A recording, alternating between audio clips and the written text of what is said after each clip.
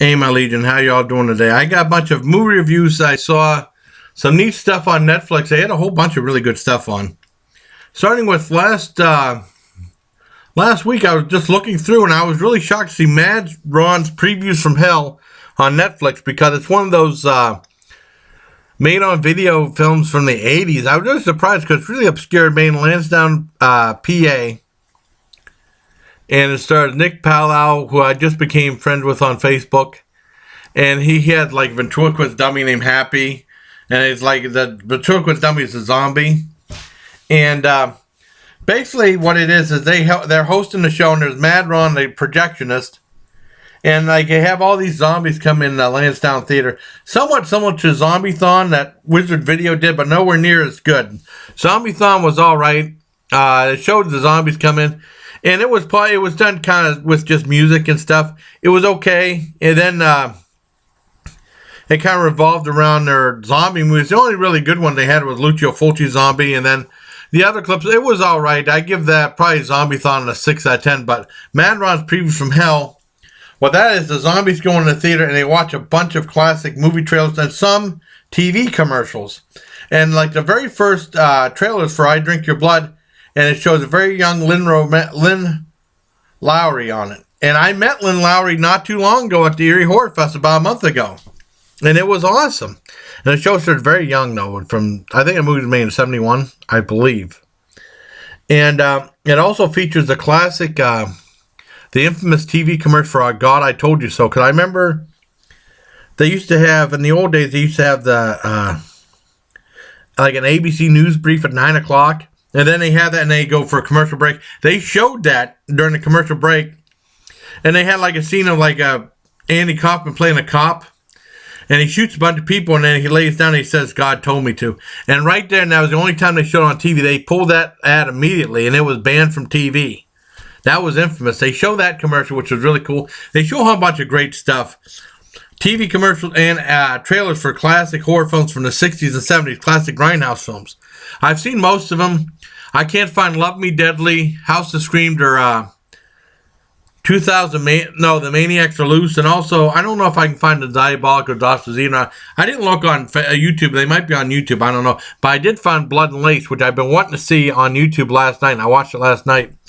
But more on that later.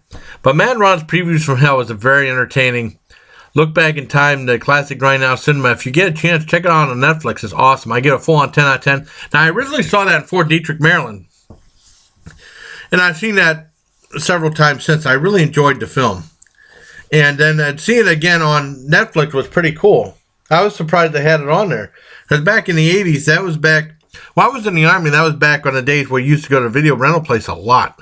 I know I did in the Army. And then after I got out of the Army, it gradually became less and less and less. And now it's not at all. Because I got so much stuff on Netflix and all these digital streaming things. I'm judging movies and size, a whole bunch of stuff. But I give that full on 10 out of 10. Very entertaining film. I think Fangoria liked it too. They called it Lord, but they liked the movie. But a lot better than Zombie-thon. Zombie-thon was okay, but Mad Ron's Preview from Hell was awesome.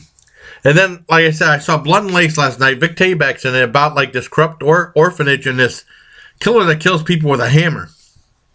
And this was really good. It gets really silly during the last half hour. I'm not giving away any spoilers. And one of the last lines of dialogue in the reaction is really, really weird. The last minute and a half of dialogue is incredibly strange to end the movie with.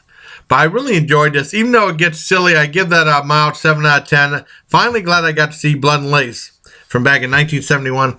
See other movies I saw. A brand new release is Manson Family Vacation, which is awesome. It revolves around Charles Manson, sort of, but mostly about these two brothers. And the one brother's obsessed with Charles Manson, and he wanted to go where his brother lives in California and then retrace the steps of the infamous murders that happened.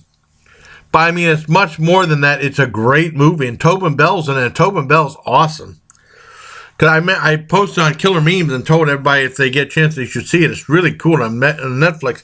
But it's not like just about Charles Manson. It's more than that. It's really good. I don't want to give it away. That gets a full on 10 out of 10. Awesome film. Let's see what else I reviewed. I also reviewed Anthony, a couple of specials. think that's all the movies I did, I think. Well, movies, I judged some movies, but I can't talk about them. I saw 2 specials. I saw Anthony Jeselnik, Thoughts and Prayers. And he's a shock comedian. He goes really dark. His humor is very dark. It goes super dark in this one. Either you'll like his humor or you'll hate it. I really enjoyed it and I thought it was really good. I give it a 9 out of 10, but be warned, it's questionable. It could, some of the humor you might find offensive.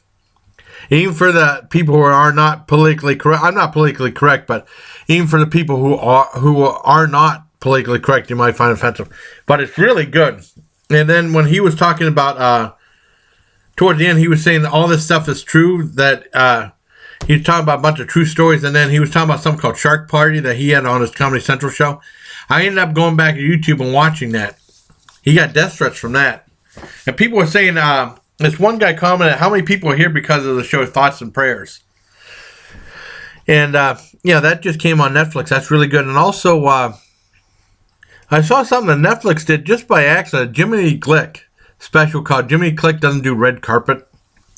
And I remember he used to be, it was Martin Short. I'm a big Martin Short fan, but I haven't seen him that much.